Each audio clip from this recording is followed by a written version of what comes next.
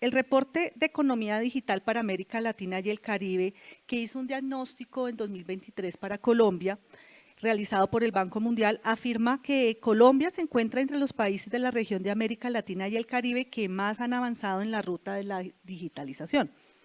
En 2020, más de 2/3 de la población accedieron a Internet por medios fijos o móviles. Desde 2021, Colombia ha albergado aproximadamente al 13% de los proveedores de soluciones digitales de la región, después de Brasil y México. El comercio electrónico, los servicios financieros digitales y el ecosistema fintech han tenido un rápido crecimiento, especialmente desde el inicio de la pandemia. Colombia también destaca entre los países más avanzados de Latinoamérica a nivel de gobierno digital. Se espera que para el 2025 la contribución de la economía digital al PIB a nivel mundial sea del 25%, en comparación con el 15% que tuvimos en 2016. Entonces, bajo este panorama y este informe del Banco Mundial, vamos a presentar a nuestros panelistas que nos van a acompañar, siempre siguiendo el tema de la estructura de múltiples partes interesadas. Entonces tenemos primero a Yair Quintero Rodríguez, que es líder de transformación digital en el DNP.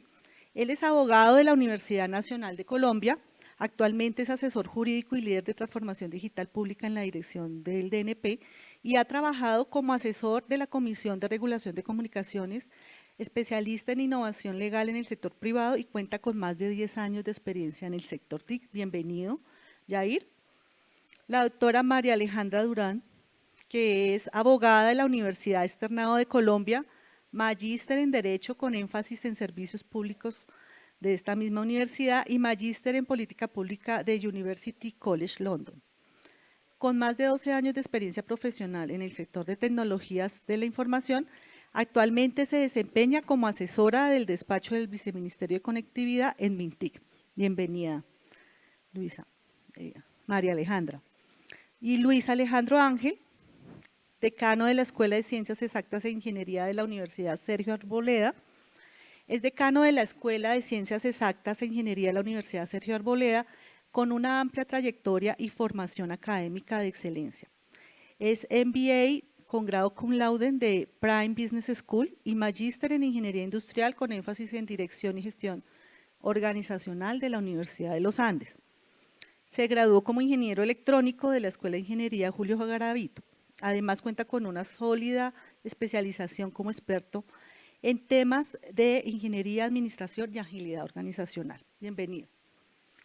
Bueno, ya teniendo este contexto que hemos dado del panorama, cómo Colombia ha venido avanzando en la digitalización, obviamente con lo que nos pasó en la pandemia, todo lo que nos llevó este suceso, no solamente en Colombia, sino en el mundo, pues sí queremos hacer, digamos, esta socialización de cómo vamos en Colombia en diferentes aspectos. Entonces, en Mintic, primero, Colombia aún enfrenta el desafío de lograr el acceso universal a Internet y otras tecnologías digitales.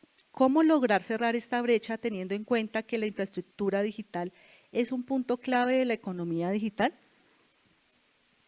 Bueno, cordial saludo a todos desde el Ministerio de TIC, a Marta Liliana, cordial saludo a mis compañeros de panel, Yair, Luis Alejandro, buenas tardes.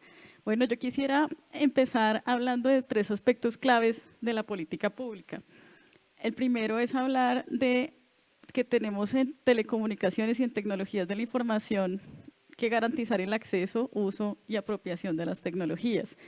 Desde el Viceministerio de Conectividad nosotros estamos trabajando en una conectividad con sentido. ¿Qué quiere decir una conectividad con sentido? Es decir, que el cierre de la brecha digital que ahora nos aborda, digamos que tenemos que partir de la base de que las grandes ciudades, digamos que están conectadas, nos queda una brecha importante sobre todo en la ruralidad y tenemos que hacer ese zoom en aquellos lugares donde todavía pues no ha llegado esa conectividad. ¿Para qué? Para hablar pues de ese acceso a Internet que se refiere a tener conectividad y 2, tener los dispositivos. Tal vez de pronto Yair nos va a hablar un poquito más adelante de esos aspectos. En ese sentido, ¿qué estamos haciendo nosotros en el ministerio? Nosotros en el ministerio pues tenemos el plan de conectividad y el plan de conectividad parte del Plan Nacional de Desarrollo, donde se dejan las bases generadas para generar esos incentivos a todos los actores. Estamos hablando acá de múltiples partes interesadas y en ese sentido, por lo menos desde el sector privado, lo que queremos es generar esos incentivos adecuados para que grandes operadores puedan seguir conectando, para que los pequeños ISPs puedan llegar a estas zonas rurales, ¿sí? Y para que las comunidades de conectividad lleguen donde no hay un incentivo económico, pero que se requiere esa conectividad para poder cerrar esta brecha digital.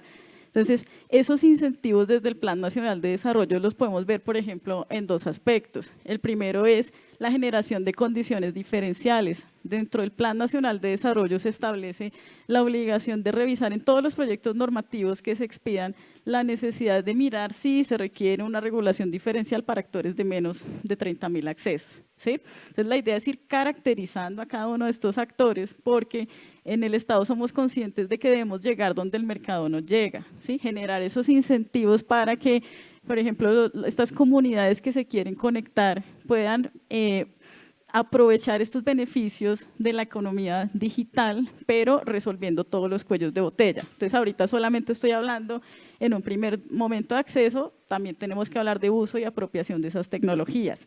El segundo aspecto que quería contarles, pues bueno, digamos, de cara a generar esos incentivos que establece el Plan Nacional de Desarrollo, nosotros tenemos para los grandes operadores la posibilidad de que paguen el uso de espectro con obligaciones de hacer hasta un 90%, digamos que sigan expandiendo pues, su negocio y llevándole conectividad a los colombianos, a los ISPs o proveedores del servicio de Internet de menos de 30.000 accesos, tienen beneficios como esta regulación diferencial y también tenemos el tercer grupo que serían las comunidades de conectividad que se ven reflejadas en el momento en el decreto 1079 de 2023 que están caracterizadas para que presten servicios de Internet fijo por el momento y con menos de 3.000 accesos y sin ánimo de lucro. También un aspecto importante que quisiera resaltar hoy para responder esta pregunta es esa coordinación institucional que nos convoca hoy, ¿sí? Digamos que en el ministerio pues, tenemos una visual del sector privado, de las necesidades de los colombianos, de la academia y pues obviamente la visual del sector público y de todas las entidades que por ejemplo acá está representado en el DNP con Yair, de la academia con la Universidad Sergio Arboleda, que queremos trabajar en pro de cerrar esa brecha digital. Entonces acá la idea es que todos suman, ¿sí? Entonces no solo, digamos que la tarea no es realizar este esfuerzo aislado, sino mirar cómo todas las piezas del rompecabezas se suman para cerrar esa brecha digital. Entonces tenemos el acceso a la conectividad, en el cual, por ejemplo, voy a resaltar dos programas del plan de conectividad, que uno es conectividad con sentido, en donde se han identificado que hay unas poblaciones que no tienen acceso a esa red troncal de Internet y que necesitan fortalecimiento de esa red troncal de Internet, y ahí es donde el ministerio está trabajando con Internexa para solucionar esos problemas de esa red troncal y a través de los pequeños ISPs o prestadores del servicio de Internet llevar esa última milla e incluso también trabajar con las comunidades para que se le preste ese servicio de conectividad. Este programa también está alineado con las líneas de fomento 1 y 2 que trabaja el ministerio, que son trabajo directamente con las comunidades y con los pequeños ISPs y con los operadores comunitarios, en los cuales se le dice, por ejemplo, a las comunidades de conectividad, vengan y no solo le montamos la red, se la enseñamos a operar y a que sea productiva. Entonces ahí es donde estamos uniendo la conectividad con sentido, porque esto es parte de una escalera, ¿sí? Entonces tienes el acceso a Internet, tienes el acceso a los equipos, pero tienes que tener una capacitación o una formación, ¿sí?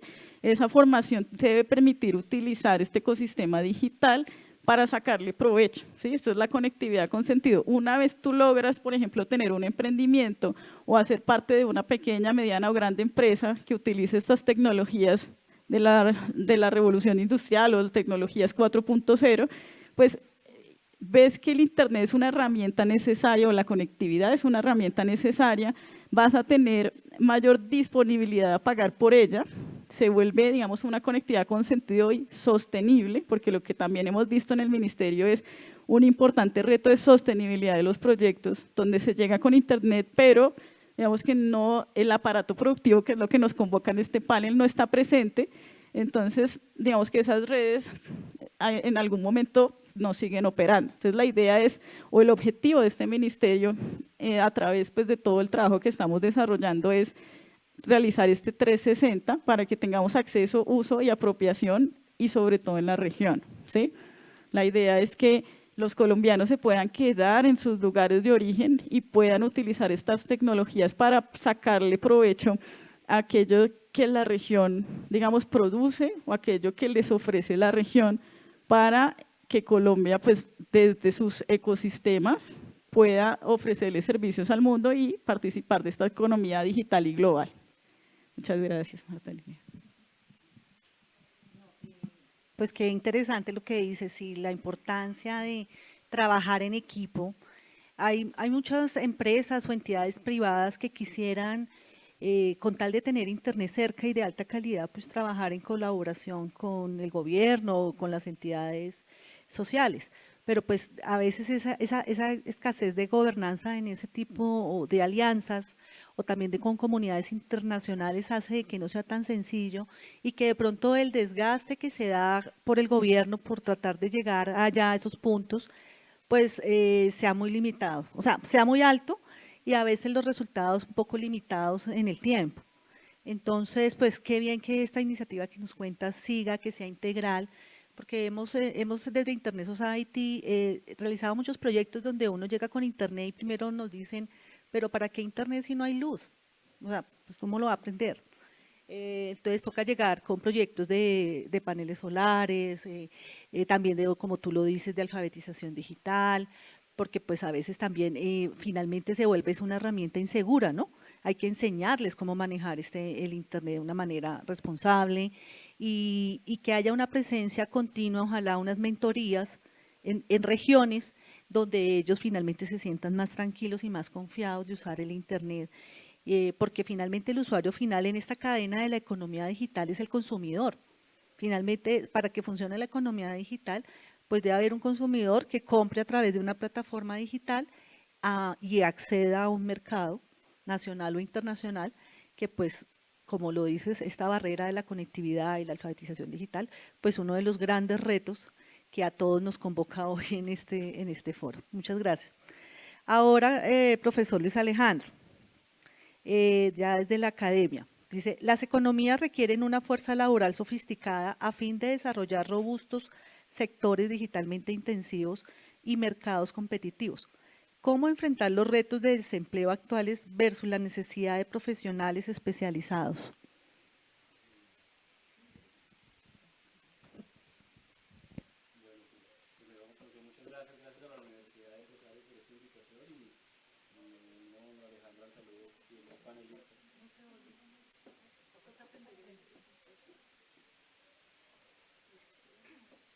Creo que ahora sí, ya.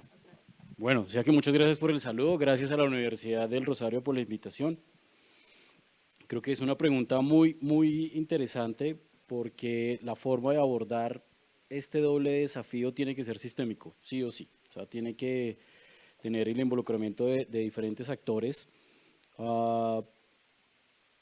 En uno de los estudios que había hecho el Foro Económico Mundial, hablaba que cerca del 50% de los trabajadores, según la visión que ellos tienen que reentrenarse en el 2025 en aspectos relacionados a automatización, en aspectos relacionados a la utilización de tecnologías como inteligencia artificial para el incremento de la productividad.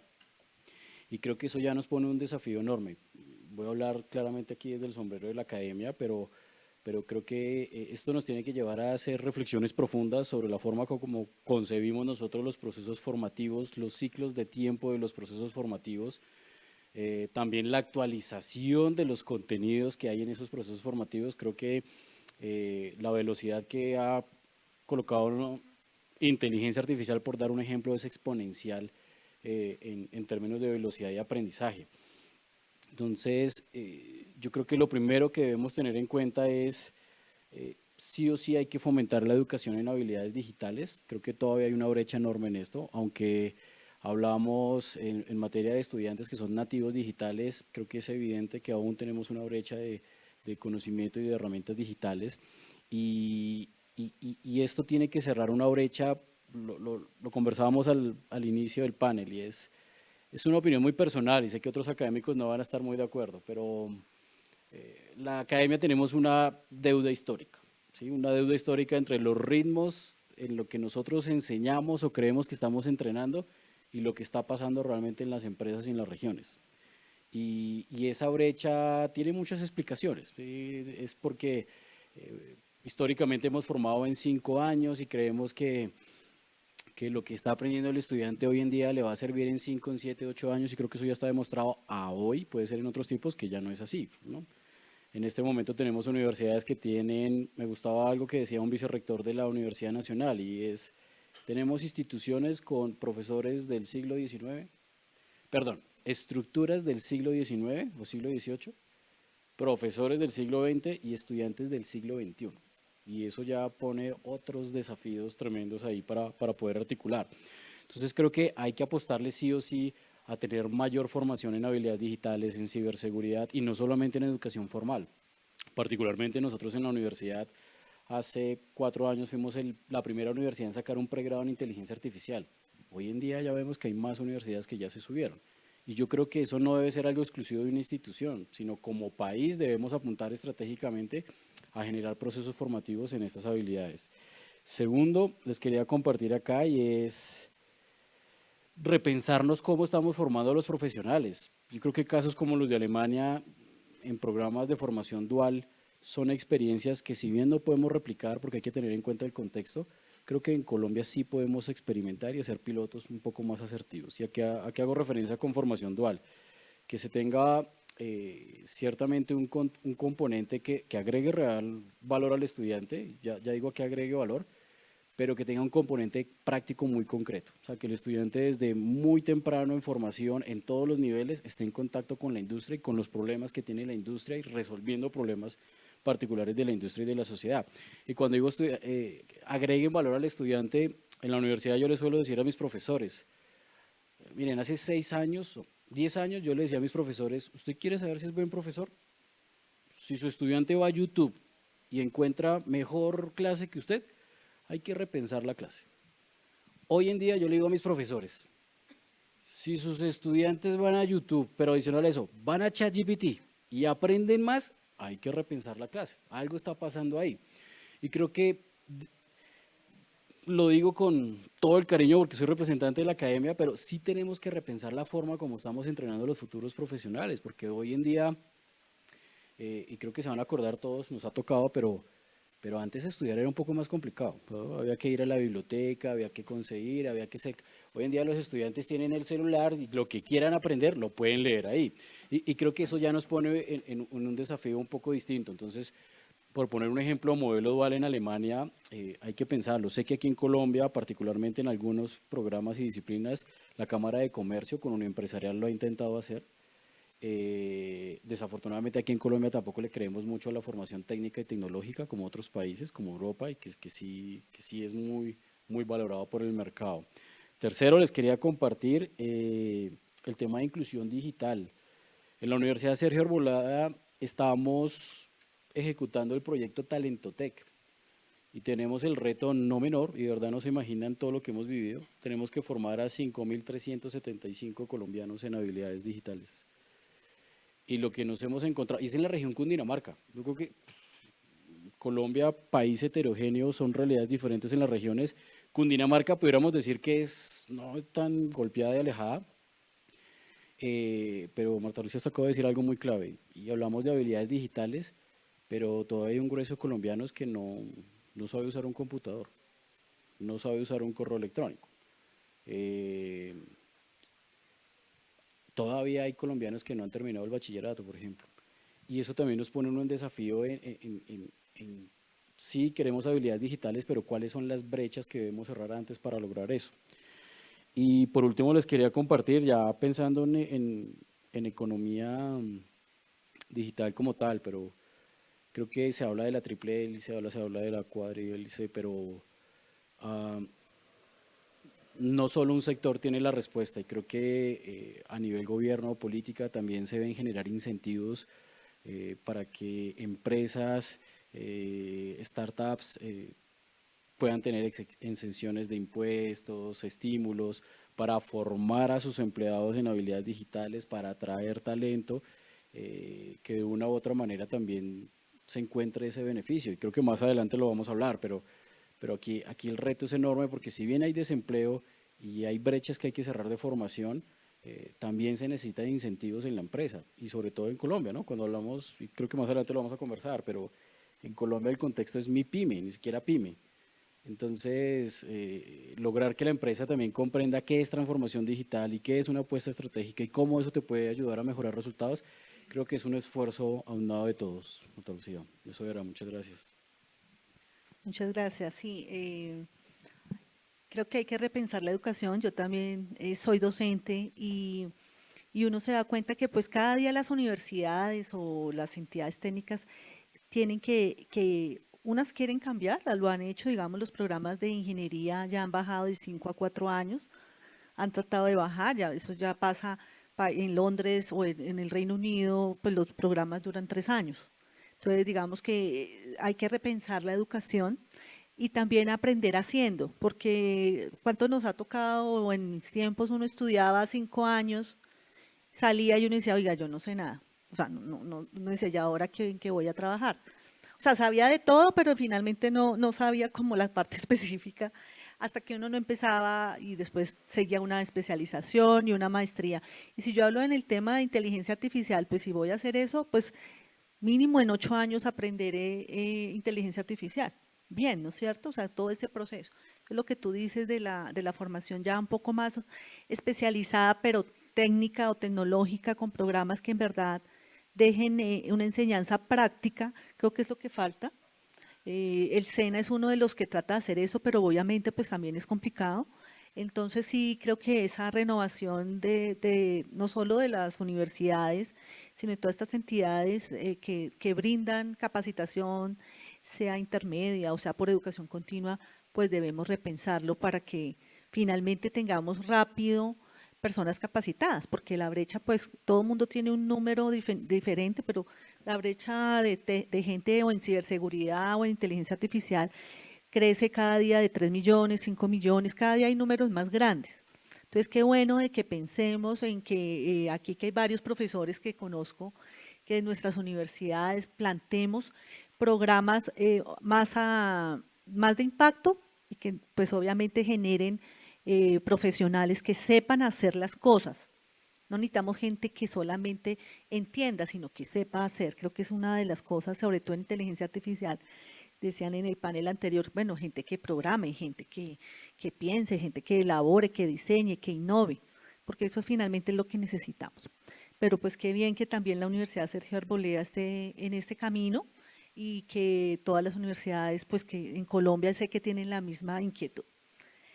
Ahora vamos con Yair del DNP. Desde el trabajo que se viene desarrollando con el COMPES de inteligencia artificial, que pues han habido unas mesas donde han involucrado a todos los sectores de la sociedad, también varios de aquí hemos participado en esas mesas. ¿Qué medidas se pueden promover para fortalecer la innovación, el desarrollo y la transformación productiva en esta plataforma de la economía digital? Vale, buenas tardes a todas y todos. Gracias, Marta. Un saludo desde la Dirección de Desarrollo Digital del DNP. En efecto, escuchando las intervenciones de todos, creo que, digamos, nos refuerzan la idea de que la política pública que estamos construyendo en inteligencia artificial está atendiendo muchas de esas preocupaciones, específicamente en cuanto a transformación productiva y investigación, desarrollo e innovación. Pues hay que tener en cuenta que a partir del diagnóstico que hicimos para la formulación de esa política pública, digamos que resultaron 4 ejes habilitadores de la tecnología y 2 ejes más que son ya como de la catalización de esos habilitadores. Y en efecto, uno de los ejes, bueno, 2 realmente están muy relacionados con, digamos, este esquema multi-stakeholder y la necesidad de involucrar a los diferentes actores en los procesos de investigación, innovación y desarrollo, pero también en el otro eje, pues es un eje, un eje habilitador, la investigación y más de más, pues, y el otro eje es ética y gobernanza, que es la estructura, digamos, institucional que esperamos que ayude a adoptar esta tecnología de una manera, digamos, más adecuada para el país y que logre un uso y adopción ética y sostenible de esta tecnología. Entonces, desde la política lo estamos atendiendo de diferentes formas. Por ejemplo, en el eje de ética y gobernanza que les menciono, la política, digamos, atendiendo a las recomendaciones de las diferentes organizaciones, me atrevería a decir que por primera vez, al menos en un COMPES,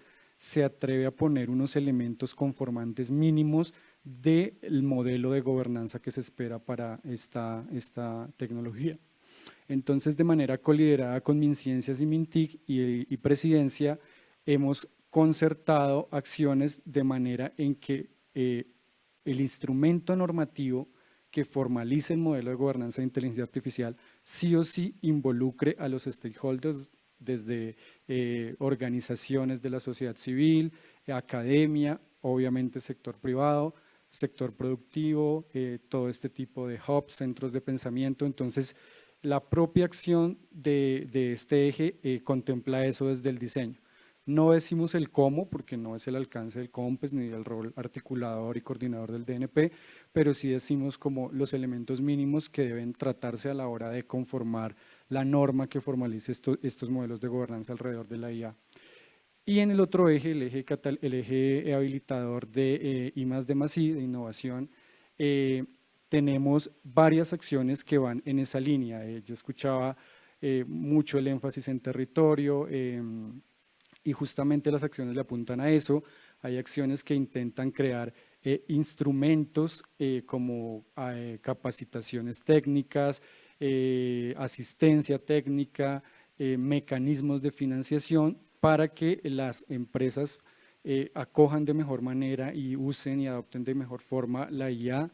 Hay toda una caja de herramientas para eso, de eso se trata una acción, pero también hay acciones en el eje de investigación, innovación y desarrollo que le apuntan a hubs regionales, a crear mecanismos de gestión del conocimiento desde el Sistema Nacional de Ciencia, Tecnología e Innovación para que, digamos, haya una no solo transferencia tecnológica, sino apropiación tecnológica de la IA. Hay diferentes acciones en ese sentido.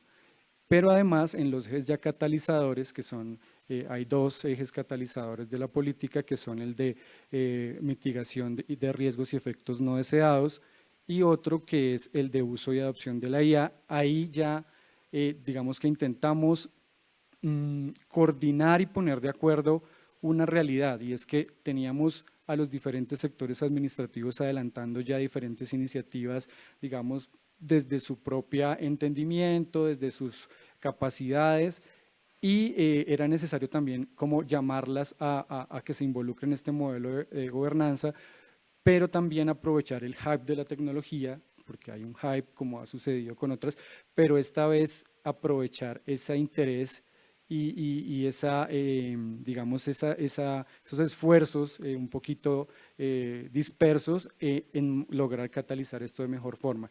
Y ahí fue cuando en ese eje de uso y adopción tomamos, digamos, las iniciativas de varios sectores y las aterrizamos ya en acciones del COMPES.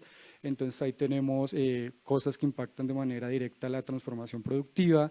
En el sector agricultura, por ejemplo, tenemos sistemas, van a haber estrategias para mejorar sistemas de información, para procesos de catastro multipropósito, de procesos extensionistas. También en el sector turismo tenemos acciones para crear un sistema de información de destinos turísticos inteligentes, pero en el eje ambiental también tenemos otros sistemas de información, todo esto con IA, por supuesto, para mejorar los procesos de monitoreo de cambio climático, tanto para riesgo ambiental como para priorización de recursos bioeconómicos. Entonces son ejemplos, son más o menos 106 acciones que se tienen concertadas hasta el momento.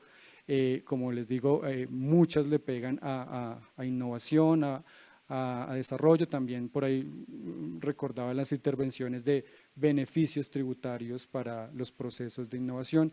Hay acciones una estrategia de criterios de priorización para generar y asignar estos recursos para esos beneficios tributarios, porque lo que pasaba y nos dimos cuenta es que sí hay varios, digamos, estímulos, pero no hay un criterio de priorización para asignarlos y pues en un contexto de recursos un poco escasos y demás es necesario generar criterios de priorización para catalizar de mejor forma esos estímulos y beneficios. Entonces, en fin, son muchas acciones que le pegan a estos dos asuntos y que creemos que el COMPES va a ser una buena hoja de ruta para lograrlo. Sí, gracias, Yair.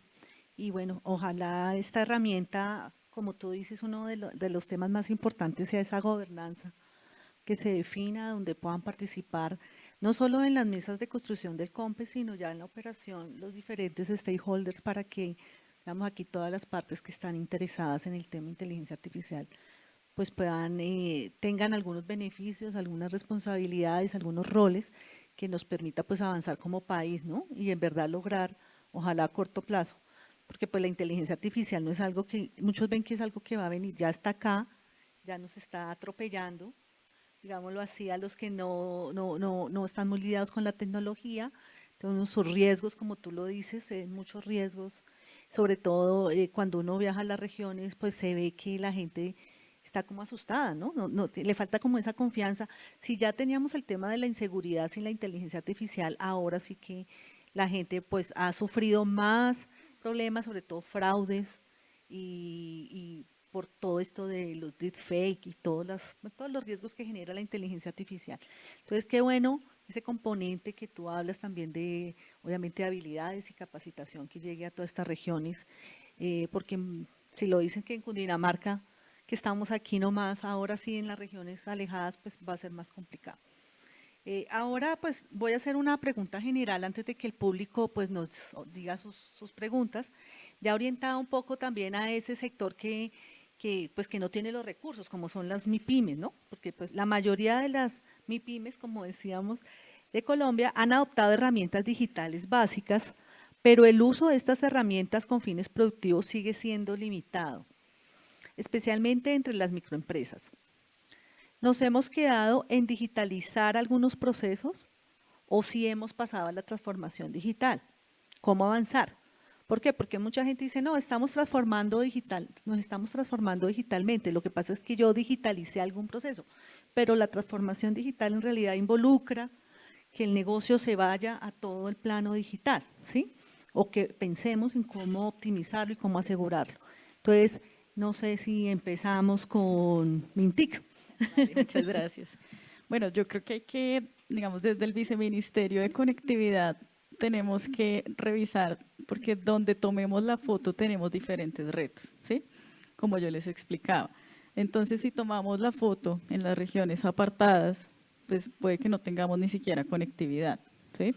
Entonces, tenemos que ir resolviendo cada uno de los retos que se nos presentan. Entonces, el primer reto es la conectividad. Una vez llegamos con conectividad, la apropiación digital, que son estas herramientas de ofimática que tú hablabas, para que la comunidad pues, pueda apropiarlas.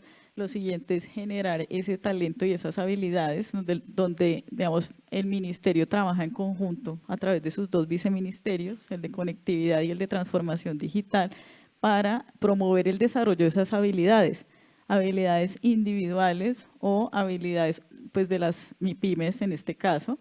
Entonces, en ese sentido, lo que se busca es, uno, que haya un talento y una mano de obra, digamos, calificada, por así decirlo, ¿sí?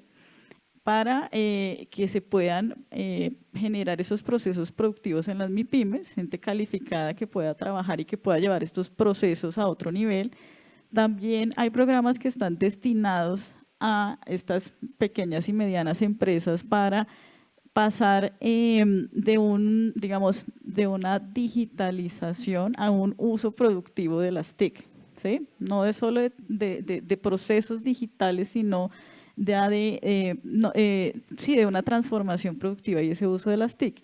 Adicionalmente, en el ministerio también tenemos un componente importante de gobierno digital, donde lo que se busca es que el Estado facilite esas interacciones con los ciudadanos, ¿sí? ¿Para qué? Para hacer una política integral 365 grados. Entonces, en ese sentido, lo que buscamos es, por lo menos en el plan de conectividad, hay un componente importante para que las TIC sean ese habilitador para superar esa brecha, para superar la pobreza, y que la conectividad tenga ese sentido, porque si no los programas no son sostenibles, las redes se apagan y volvemos a seguir en un ciclo de que esas brechas se sigan potencializando. En materia de transformación digital, pues es importante que puedan revisar programas como Senatic, Avanzatec y demás programas del Viceministerio de Transformación Digital, en los cuales pues se abren convocatorias públicas para que pueda haber esa coordinación institucional de formación y de generación pues, de esta mano de obra calificada que tanto necesitan estos procesos productivos del país para que, digamos, las personas puedan generar sus microempresas, las microempresas puedan a futuro migrar a pequeñas y medianas empresas y, ¿por qué no, estas pequeñas y medianas empresas prestarles servicios a estas grandes empresas, pensadas también desde el territorio, utilizando las TIC y pudiendo prestar servicios en esta economía digital? Muchas gracias. Gracias, María Alejandra.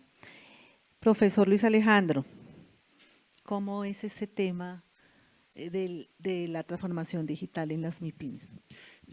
Yo creo que, bueno, no vista desde la academia es un asunto de visión estratégica. En Colombia, transformación digital, como usted lo mencionaba, se entiende como digitalización de procesos, pero no como una visión real que impacte el modelo de negocio, la toma de decisiones, la generación de valor al cliente, y creo que hay una brecha enorme por cerrar.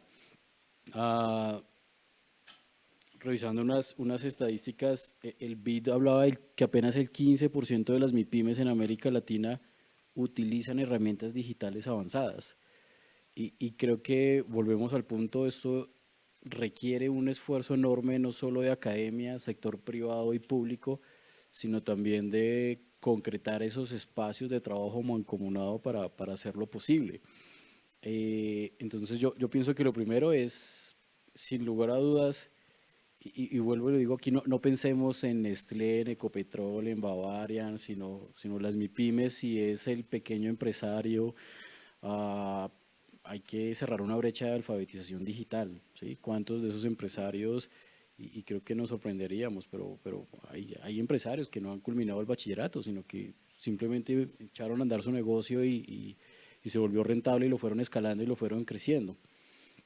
Y no con eso estoy diciendo que haya que ser bachiller para tener un negocio, no, sino hay que cerrar la brecha justamente para comprender cómo una visión de transformación digital realmente puede agregar valor y impulsar el negocio.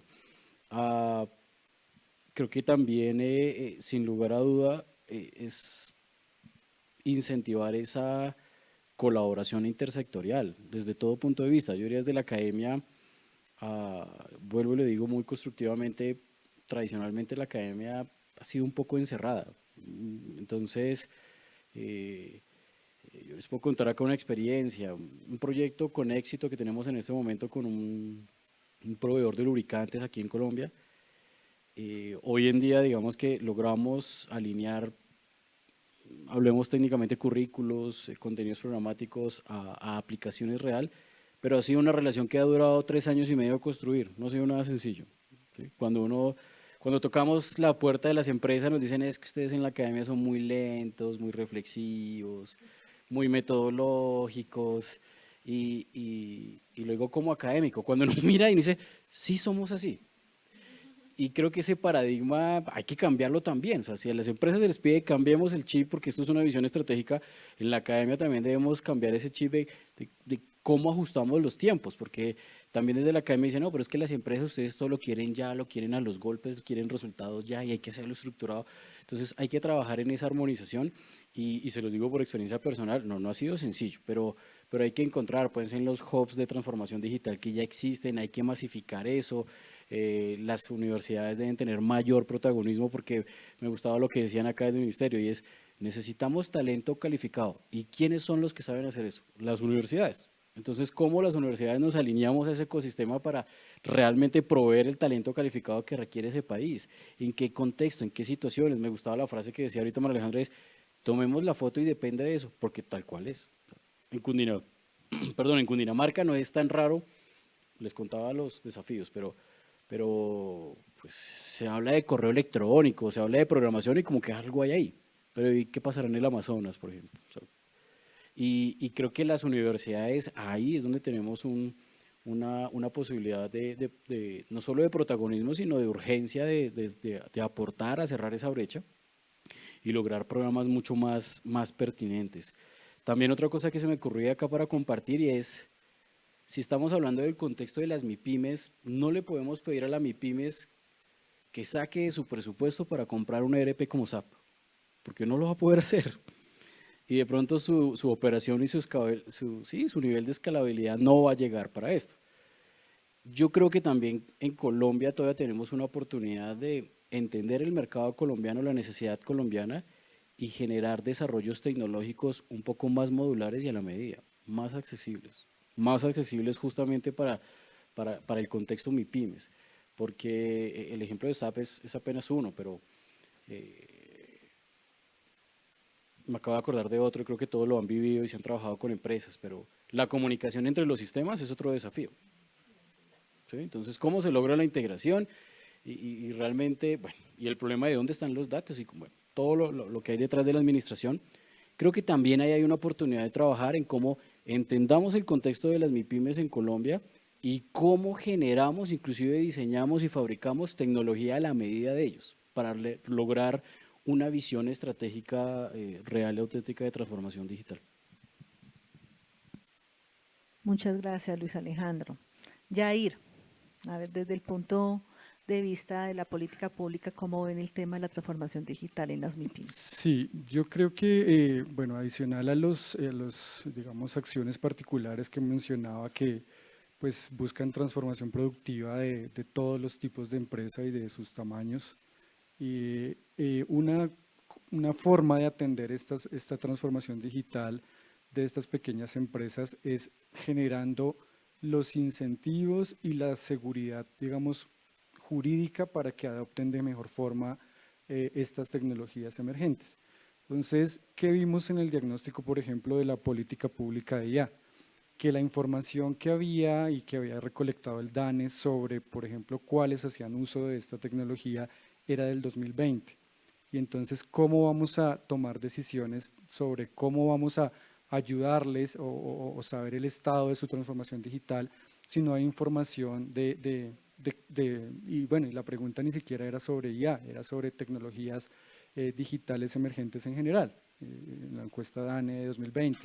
Entonces, pues, digamos que ante esa situación, lo primero es generar capacidades para esa adopción y uso ético y responsable por parte de todas las empresas de todos los niveles, y para eso, pues lo primero también es pues generar habilidades para su adopción, habilidades digitales. Entonces, hay otro eje habilitador que es el de habilidades digitales justamente, y tiene acciones dirigidas a apropiación de esta tecnología, tiene un enfoque regional como toda la política pública y tiene un enfoque de que no haya simplemente un rol usuario por parte de estas empresas, sino que haya un rol de adopción real y de transferencia tecnológica, y que el país no se vuelva solo un usuario de esta tecnología. Entonces, eso por una parte. Por otra, desde el modelo de gobernanza hay acciones para generar una guía de recomendaciones sobre el uso y adopción de los principios éticos que ya el país ha acogido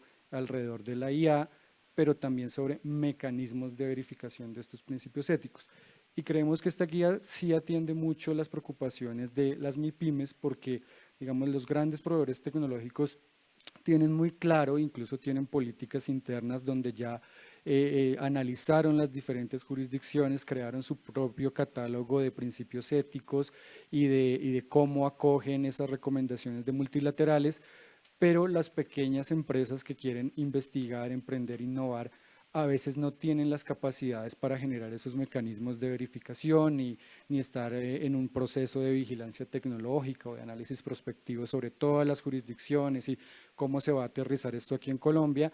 Entonces creemos que esas acciones de esas recomendaciones sí generan ese equilibrio entre innovación, pero también mitigación de los riesgos propios de la tecnología, para que ellos tengan un piso sobre el cual empezar a investigar, empezar a innovar.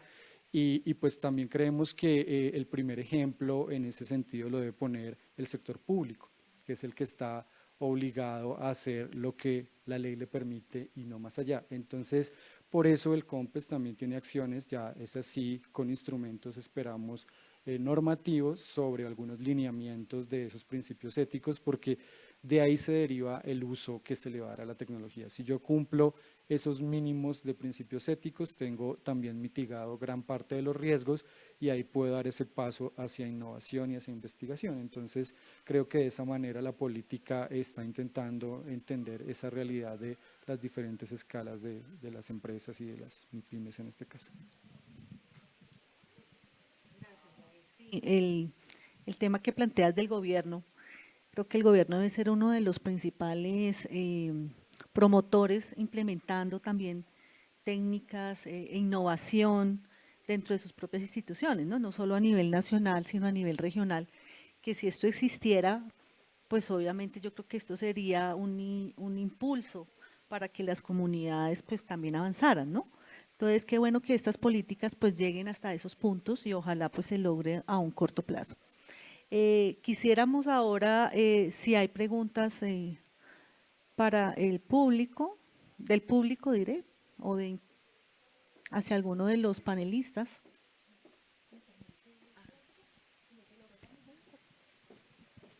Qué pena, ¿me pueden levantar nuevamente la mano? ¿Quiénes? ¿Me ayudas, por favor? ¿Será que empezamos de atrás hacia adelante? 1, 2, 3, 4. ¿Sí?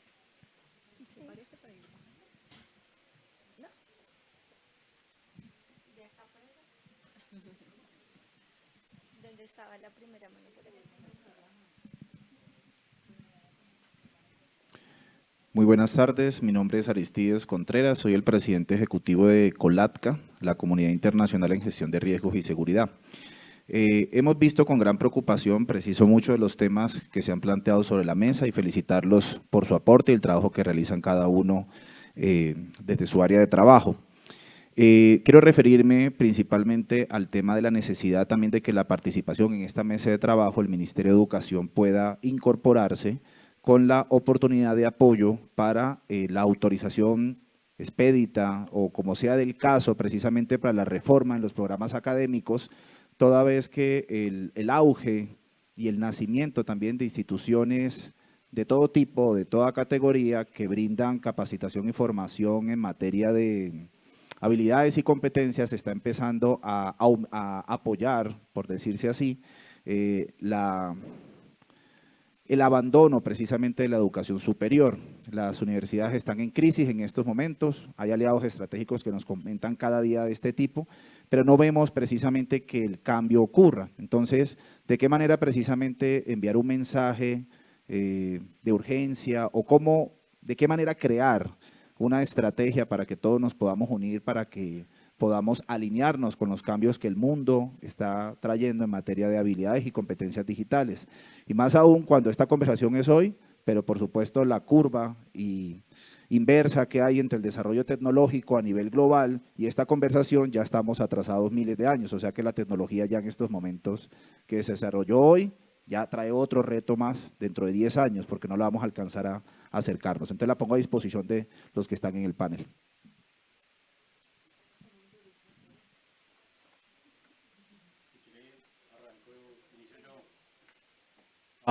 Gracias por la pregunta y totalmente de acuerdo, algo que no mencioné en las intervenciones, pero parte de ese desajuste que yo les comentaba entre la oferta que hacemos en las universidades y lo que está pasando en el sector real, hay que ser muy justos y hay parte de responsabilidad de lo que usted acaba de decir. Nosotros podemos pasar un documento de registro calificado y el tiempo promedio de espera puede ser de 1 año y medio para esperar la respuesta. Y cuando llega la respuesta, pues se hace trabajo interno para tener todos los preparativos e iniciar la operación de los programas. Entonces, creo que es un punto clave para tener acá y estoy de acuerdo justamente cuando hablaba de visión sistémica, sin lugar a dudas el Ministerio de Educación tiene que estar en ese sentido. Y dos, por aportar algo, creo que se intentó y debo decirlo que se han dado pasos, pero no son suficientes. Cuando estaba el ministro Alejandro Gaviria, parte de lo que se estaba trabajando era cómo lograr descongestionar la cantidad de procesos y de solicitudes de registros calificados para poder operar con estos programas. Y cierro con esto, solo para aportar. La salida que nosotros hemos visto desde la universidad es con educación no formal. Es una forma más sencilla de cerrar la brecha y acelerar un poco el llegar a ese tipo de población necesitada con metodologías como bootcamps, que le apuntan a acelerar el proceso de aprendizaje y bueno, eso es lo que aporto y que creo que se debe hacer, pues más mesas como lo que se ha hecho con el COMPES, donde que se tiene que sentar y abordar esto, porque no, usted lo ha dicho, no es sostenible, no es sostenible. Yo agrego siempre una frase, es miren, estamos recibiendo los estudiantes para los problemas que todavía no han ocurrido. Ellos se van a enfrentar a problemas en 8 años, que no son los que tienen ahorita. Y nosotros generamos propuestas de educación con la foto de aquí hacia atrás, de lo que ocurrió. Entonces sí hay un desafío, es como mi aporte.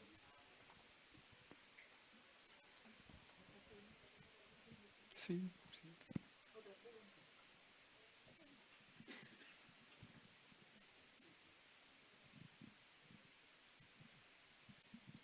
Gracias. Gracias. Me presento, mi nombre es Rafael Bernal, soy el vicepresidente global de Colatka Internacional. Y así como lo mencionaba hace un momento Aristides, uno de los actores del ministerio, y yo cuando escucho hablar de la empresa, entonces escucho de las MIPYMES, de la pequeña y de la gran empresa, y a veces como que falta entender que la MIPYME es una empresa de 10 empleados hacia abajo y que está andando a producir y a facturar, no a los estudiantes que están preparándose para los problemas de dentro de 8 años, sino al sujeto, al individuo que terminó un cargo en una empresa después de muchos años o algo así y le tocó iniciar su propio negocio, montar, no sé, un restaurante, montar, eso es una MIPYME, perdón. Tengo 3, 4 empleados, tengo el diario vivir la responsabilidad del pago de mis 4 o 5 empleados, tengo que mirar lo de la infraestructura de la organización, el pago del IVA, la factura electrónica, un poco de cosas. ¿En dónde se queda entonces todo el tema ese de la investigación? Que es importantísimo, no quiero restar la importancia. Cuando un gerente dueño de una MIPYME tiene el tiempo para sentarse a una investigación y un poco de temas que son, repito, importantes, pero que son poco probables y posibles que se lleven a cabo por una persona que está iniciando una empresa, que es la realidad. Y por eso, profesor, cuando se hablaba del tema del desempleo, es que se está tomando el empleo informal, el que vende el salpicón, el que vende el mango con sala en la calle, esos son empleos informales y realmente se está fomentando esto. Y sí, la inteligencia artificial, años que ya está funcionando y a veces los que ya tenemos unos años encima, empezamos a tener esa dificultad, años cronológicos de edad, repito, empezamos a tener esa dificultad, entonces como que son sectores y yo digo, y la Cámara de Comercio, que es, digamos que la entidad que le corresponde el fomento a la empresa, etcétera, etcétera, ¿en dónde está realmente involucrada en el tema de la gobernanza de Internet? ¿En dónde hay ese compromiso real de las diferentes o desde el gobierno nacional en dónde se está fomentando?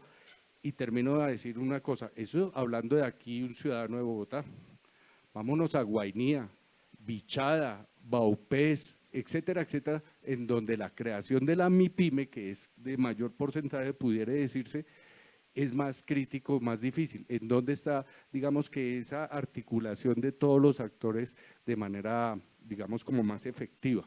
Muchas gracias.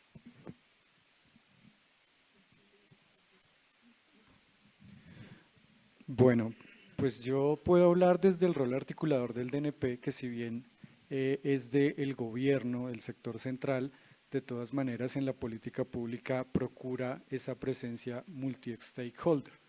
Entonces, pues ¿en dónde está? Está empezando en el diseño de la política pública. Como lo mencionaban aquí los copanelistas, no más en la política de este año, en la que esperamos que salga, se hicieron más de no mentiras, como 86 mesas con los diferentes sectores. Se extendieron las invitaciones a través de las agremiaciones, ahí participó sector privado desde todos los niveles y pues también organismos, digamos, público-privados, cámaras de comercio y demás, se extendió la invitación. Entonces, cuando se diseña la política pública involucrando desde el inicio a todos los actores, pues se espera que los resultados atiendan esas problemáticas. Ahora, ¿cómo se atienden, por ejemplo, esas preocupaciones que mencionaba de que la empresa, por ejemplo, la MIPYME, tiene que, digamos, lucharse el día a día para mantenerse en el mercado y atender a un sector real? Pues lo que pasa es que lo que arrojó el diagnóstico es que esta tecnología, hablo específicamente de la IA, que es como en lo que estamos en este momento trabajando, es de propósito general y como mencionaba la moderadora Marta, es algo que ya llegó. Entonces, yo no me puedo decir como, oiga, concéntrese, señor Estado, en darme recursos para sostenerme financieramente a flote en un sector real cuando va a llegar un proceso de inteligencia artificial que aplica esos procesos automatizados o predictivos o bueno, de generación de información con un procesamiento a través de un proceso que simula inteligencia y cambia las condiciones competitivas del mercado. Entonces, si yo me quedo esperando o focalizando recursos en atender ese sector productivo de manténgase a flote en las mismas condiciones de mercado que existen, pues llega esta tecnología y lo arrasa. Entonces, lo que tengo que invertir es en capacitar a esas MIPYMES y abrir procesos por eso mencionaba, de acciones de hubs regionales, de herramientas de apoyo técnico, de asistencia técnica al empresariado de todos los niveles, para que ellos apropien de manera, digamos, lo más acelerada posible dentro de todos sus procesos una tecnología como esta y puedan competir en el mercado porque de todas maneras, o sea, va a llegar. Y si no lo hacen, pues se extinguen. O sea, esto ha pasado con todas las revoluciones industriales, con todas las revoluciones tecnológicas y sencillamente va a haber muchos sectores que desaparecen, incluidos algunos del sector real, pero también va a haber la transformación de muchos otros y la creación de otras modalidades y sectores productivos. Y en eso es que tenemos que prepararnos, pero como lo decían por ahí en la anterior pregunta, ya nos llevan, yo no diría años luz, pero sí tienen, digamos, la vanguardia tecnológica alrededor, pero pues eso no puede ser un motivo para quedarnos atrás y tenemos que empezar a generar esas capacidades y en eso es en lo que estamos.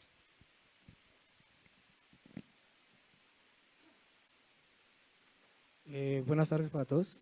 Me presento, mi nombre es Juan, soy estudiante de Ingeniería de Sistemas en la Universidad, la UPTC, la Universidad Pedagógica y Tecnológica de Colombia.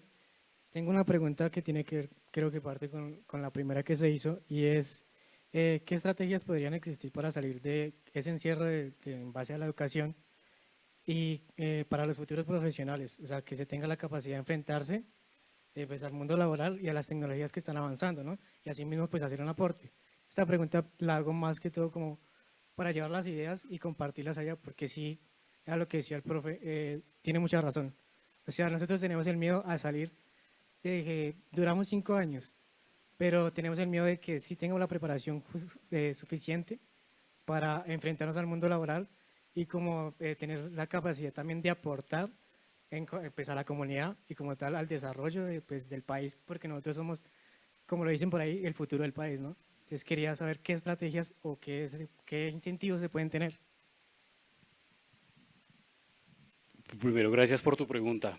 Y te voy a comentar como desde 3 stakeholders que se me vienen a la cabeza que son estratégicos, pero primero desde el punto de vista tuyo como estudiante. Primero te felicito por pensar así y por hacer esa pregunta. ¿Qué creo que es fundamental hoy? Si yo estuviera sentado como estudiante y veo lo que está sucediendo. primero que el miedo jamás debe ser el motor de decisión para tomar nada, ninguna alternativa. Entonces, estoy en el salón, ¿esto qué implicaciones tiene en la empresa? ¿Tengo la oportunidad de hacer un proyecto aplicado? Lánzate al proyecto aplicado. Uno aprende es haciendo. Yo siempre le digo eso a los estudiantes de pregrado y hasta los de posgrado. ¿Ustedes se acuerdan cómo aprendieron a nadar y a montar en bicicleta? ¿Alguien se acuerda? Entonces, ¿cómo aprendieron a montar en bicicleta? Hubo raspones, hubo caídas y volverse a levantar. ¿Cómo aprendieron a nadar? Pues, probablemente algo de agua pasó por el tracto digestivo. Y es curioso, y por eso te digo que como estudiante es empujar a que el sistema también se vaya adaptando, porque nosotros creemos que aprendemos es diferente a eso que acabo de decir, esos dos ejemplos. Creemos que aprendemos sentados en un aula de clase con un sabio que está aquí al frente y que transmite conocimientos. Entonces yo pongo la analogía de la Matrix, ¿se acuerdan? Esa película ya está un poquito vieja, pero me conecto y me transmiten los conocimientos y ya sé, no es así. Entonces yo creo que desde el punto de vista de estudiantes es perder el miedo, lanzarse a proyectos aplicados. Si tienen oportunidades de pasantías empresariales pronto, háganlas. Tan pronto tengan la oportunidad. Que tengo que esperar a tener tercero o cuarto semestre para poder aplicar conocimientos. Te lo digo como profesor y también te digo, no, coloquialmente, carreta. Vas a aprender más seguramente exponiéndote a ese entorno donde vas a tener problemas que tienes que resolver, donde seguramente vas a tener que hacer algo que se llama como aula invertida, y tienes el problema, o ABP, aprendizaje basado en proyectos. Tienes el problema, ¿cómo lo soluciono? ¿Tengo que saber de inteligencia artificial? ¿Tengo que saber de programación?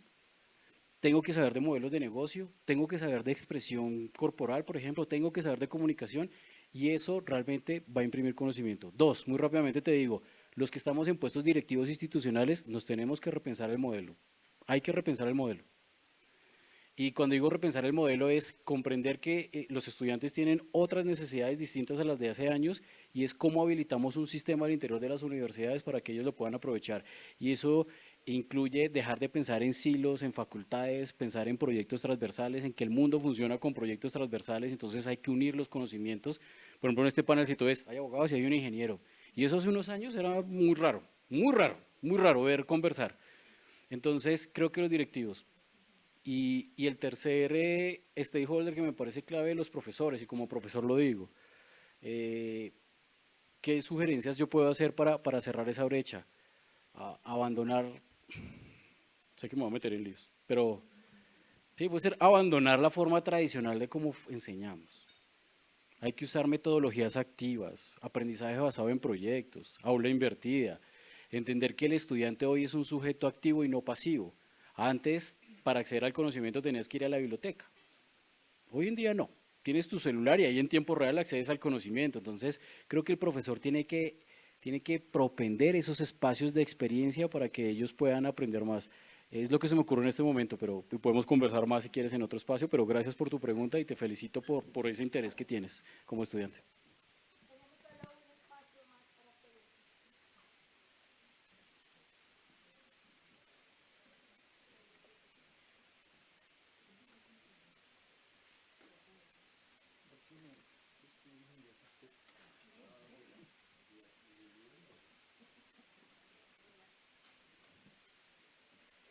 Buenas tardes a todos, todas. María Camila Galvis de Fundación Carisma. Tengo una pregunta para Ministerio de NP, el que me quiera contestar. Desde la Fundación tenemos una preocupación y es, si bien se está luchando por la reducción de la brecha digital, queda la inquietud que pasa una vez hay conectividad, porque lo que se ha evidenciado es que si bien puede haber conectividad, no necesariamente hay continuidad ni disponibilidad constante de los servicios. ¿Qué hacer como medida a partir del Estado, del gobierno, para garantizar esa disponibilidad y esa universalidad real de la prestación de servicios de telecomunicaciones?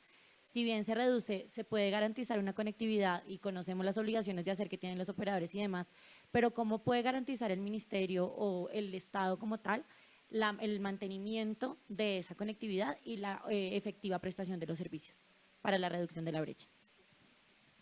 Gracias por tu pregunta. La sostenibilidad considero que es la clave, ¿sí? Diseñar estos programas de manera 360, con lo que se busca es no solo llegar con conectividad, porque lo que se ha visto es que se llega con la conectividad, se acaba la conectividad, se acaba el programa, ¿sí? Pero una vez tú involucras, por ejemplo, a la comunidad en ese diseño y en esa implementación de esa conectividad, o una vez se hace un uso productivo de esa conectividad, ya has avanzado una parte en ese cierre de esa brecha digital, ¿sí? También lo hablábamos con Marta Liliana en el almuerzo, y es, las políticas públicas son incrementales, ¿sí? Entonces, en ese sentido, lo que yo te digo es, esa sostenibilidad se garantiza al hacer que las personas se sientan que no están gastando dinero, sino invirtiéndolo al momento en que pueden tener un rédito del uso de esa conectividad, ¿sí? Entonces, cuando las personas ya utilizan esa conectividad en una solución productiva, uno, pues van a tener más incentivos para poder tener disponibles esos recursos necesarios, y dos, pues esta herramienta, digamos que va a querer ser, va a tener que ser un poco más robusta, ¿sí? Entonces, en ese sentido, pues nosotros en el ministerio estamos trabajando de manera articulada, pues con todas las entidades del sector TIC, con la ANE, con la CRC y pues desde el ministerio y con el DNP, cada uno dentro del ámbito de sus competencias, pues porque tú también estás abordando unos temas pues de calidad, de disponibilidad del servicio, y pues la idea es, uno, cerrar la brecha digital, y dos, pues tener una conectividad que sirva para ese propósito que es ser productiva, no cualquier tipo de productividad, y tal vez Jair nos va a complementar la respuesta, pues nos sirve para hacer ese motor de productividad. Entonces, en ese sentido, todas las instituciones estamos trabajando y tenemos ese 360 para que sea una conectividad sostenible y que todos los actores participen de la prestación de este servicio, los grandes operadores a través de uso de tecnologías móviles o cualquier tecnología, pero pues como lo decías, con las obligaciones de hacer, los pequeños ISPs o medianos y pequeños ISPs, e incluso pues las comunidades para prestarse el servicio donde pues, no hay un interés comercial de proveer. Gracias, María Alejandra. Bueno, María Camila, digamos que desde el DNP y referente a tu pregunta en la parte de se lleva conectividad y después qué. Entonces, digamos que estamos trabajando en varios frentes. Uno es saber cómo focalizar, cómo optimizar recursos para ese después qué.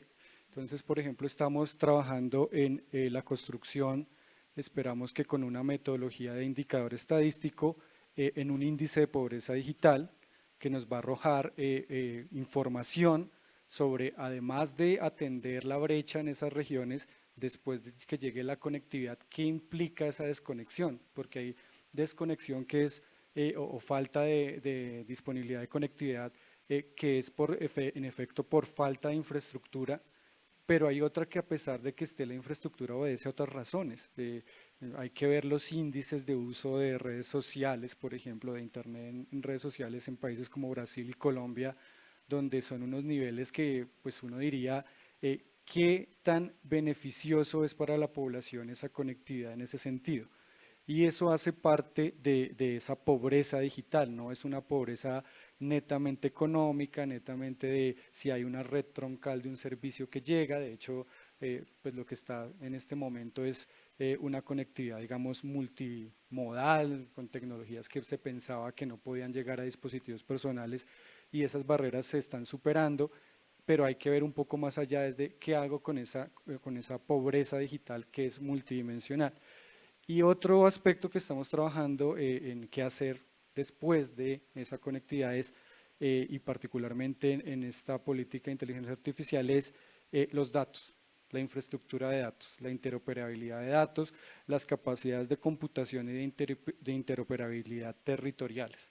Entonces ahí en conjunto con MinTIC y con MinCiencias estamos trabajando en varias acciones que intentan incrementar esas capacidades territoriales de interoperabilidad, porque eso es lo que le permite a la región y a esos lugares desconectados un después de que llegue la conectividad. Es como yo proveo servicios esenciales con disponibilidad de información para la toma de decisiones.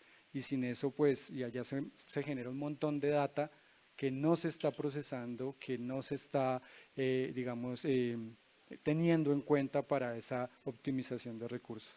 Entonces, digamos que en esos dos frentes puedo decir el que va más allá de la conectividad.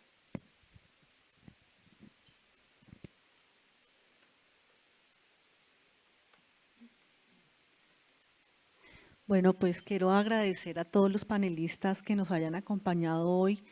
Creo que pues hemos cerrado ya la etapa de preguntas y como una conclusión final, veo…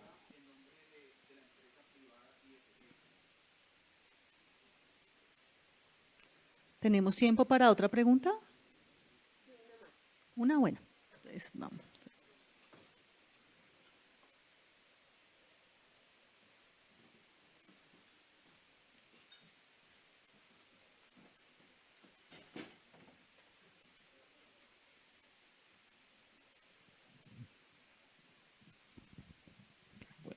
Mi nombre es Milton Campo y soy representante legal de una ISP en el Valle del Cauca.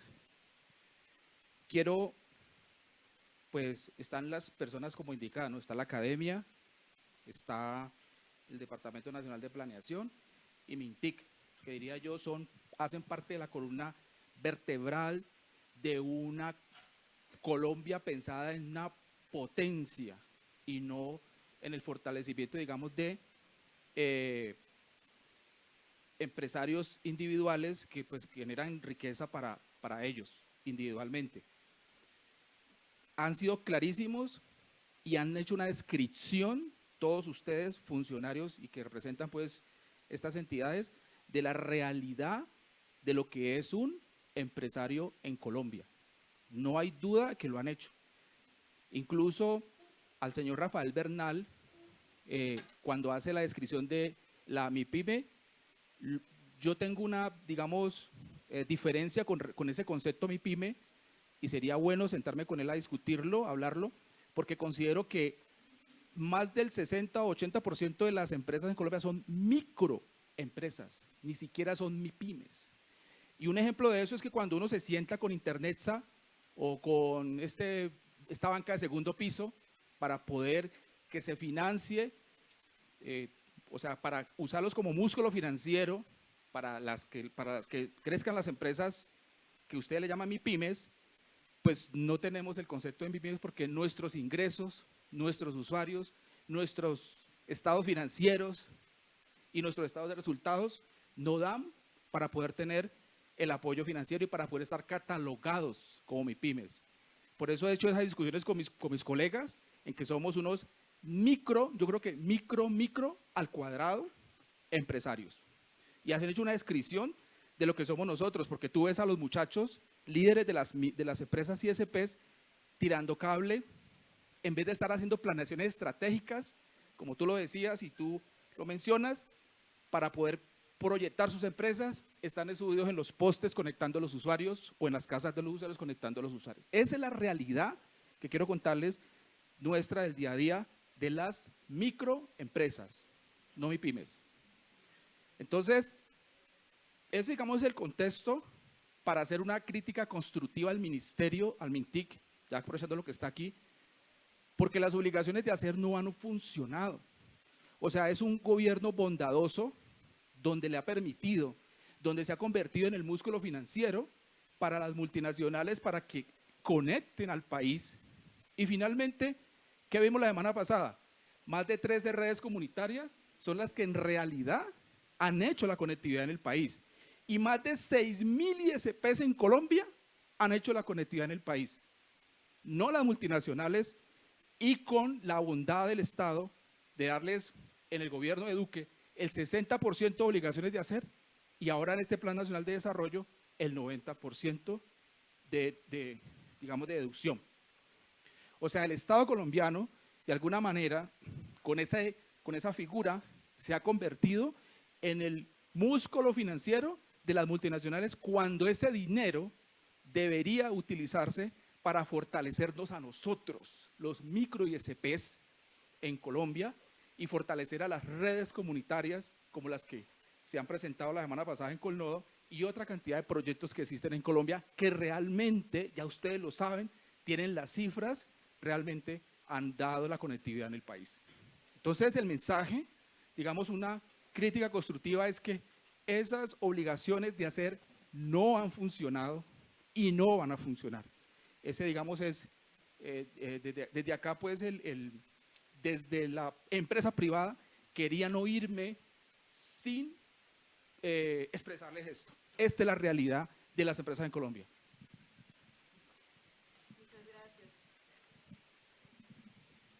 Yo quisiera aclarar lo primero, y es que el Plan Nacional de Desarrollo establece hasta 90%. ¿Esto qué quiere decir?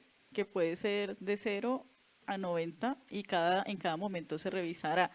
Lo segundo, y es el Plan Nacional de Desarrollo, lo que busca es que todos sumen, ¿sí? Y hay campo para todos. Y eso es lo que desde el gobierno y desde el ministerio y con el DNP y con los diferentes actores hemos desarrollado, ¿sí?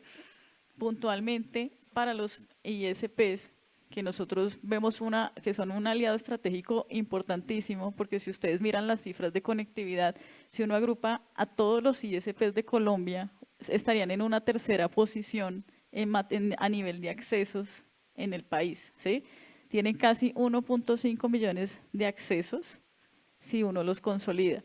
Entonces, en ese sentido, las acciones del gobierno están enfocadas en promoverlos. Uno, como yo les decía, hay diferentes planes y proyectos que estamos trabajando con pequeños proveedores del servicio de Internet, como exención del pago de la contraprestación periódica, ¿sí? Por 5 años. Segundo, también tenemos líneas de fomento 1 y 2, que lo que buscamos es llegar a esa última milla con los operadores locales. Tercero, tenemos el fortalecimiento de la red troncal con Internexa y también llegar y que se reduzcan esos precios pues de esa capacidad para que los ISPs puedan llegar a más lugares.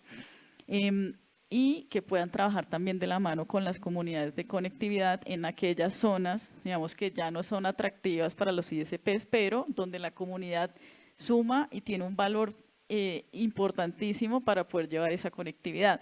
Entonces, lo que yo quiero llamar la atención es que acá nosotros no estamos viendo a un solo actor, sino estamos viendo un ecosistema. También es importante, las políticas públicas se pueden tomar siempre con información, ¿sí? Y es muy importante que los ISPs participen, se registren en el registro TIC y digamos que tengan esas cargas diferenciadas para que tengan esos incentivos para estar en la visual del ministerio. Muchas veces nos hemos encontrado que llegamos a una región con un proyecto donde se supone que no habría conectividad y ya está conectado, ¿sí? Entonces, en ese sentido, es importante que el ministerio tenga esa información y estamos buscando generar esos incentivos importantes para que los pequeños ISPs se registren, nos manden esa información para ver a dónde vamos, cómo los fortalecemos y cómo seguimos trabajando en conjunto, ¿sí?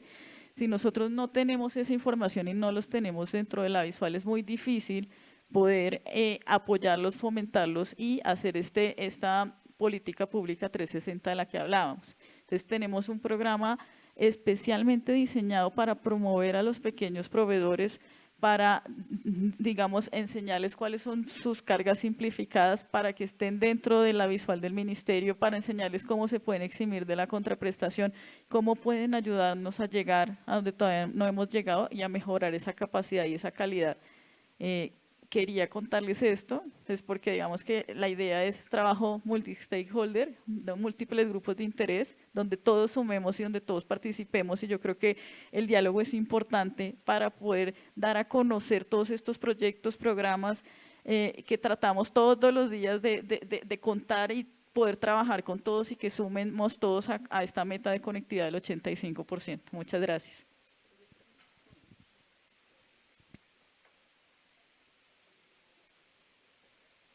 Muchas gracias, María Alejandra, y gracias por esa pregunta. En verdad que da un contexto muy importante sobre la necesidad de la conectividad y sobre todo la necesidad de la innovación, porque no podemos abordar todas las regiones y todos la sociedad de la misma manera. O sea, una cosa es estar en Bogotá y otra cosa es estar en Cali y otra cosa es estar en el Amazonas o en Mocoa o en Tumaco.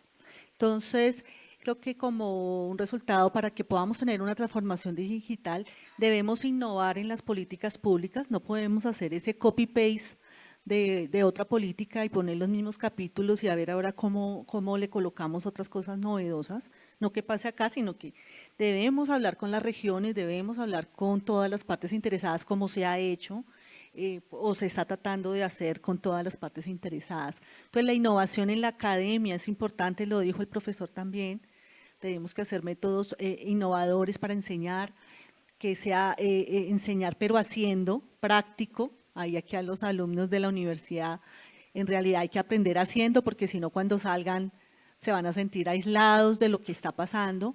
Innovación desde el sector privado, como decían aquí también, deben innovar las empresas y tratar de buscar la mejor manera de integrarse a esta transformación digital, porque obviamente la transformación digital no es colocar el botón de PCE para que me paguen por internet, como hace la mayoría, o de microempresarios, como dices tú muy bien, o MIPYMES o grandes entidades. Entonces, la transformación digital va más allá, que sea un involucramiento de todo el negocio, los clientes, nuestros terceros, nuestros proveedores, el sistema financiero, obviamente, como parte principal, el comercio electrónico en la transformación digital. Entonces, yo creo que hay que innovar las formas, tanto de los usuarios. No podemos esperar que el gobierno nos solucione todo, nunca va a pasar, ningún gobierno lo va a hacer y nunca lo han hecho. Veo casos, estaba mirando casos como Suecia, que nos contaban en una reunión, nosotros no hemos podido llegar al 100% de conectividad, o sea, vamos en el 90%, que es harto, ¿no? Obviamente, de alta velocidad, pero pues hay lugares en que en realidad nosotros ya no podemos llegar y tenemos que buscar soluciones innovadoras. Entonces, creo que la innovación es parte de esto para todos nosotros, pensar diferente, pensar fuera de la caja, en todas las partes y no esperar que nos caigan las soluciones del cielo, sino que pues esperar y trabajar en conjunto, creo que es la respuesta a esto. Y bueno, pues quería agradecerles a todos, aquí a nuestros panelistas, muchas gracias. Igual cualquier pregunta adicional, pues los panelistas van a estar acá algún momento para que se acerquen y aprovechen el momento. Muchas gracias.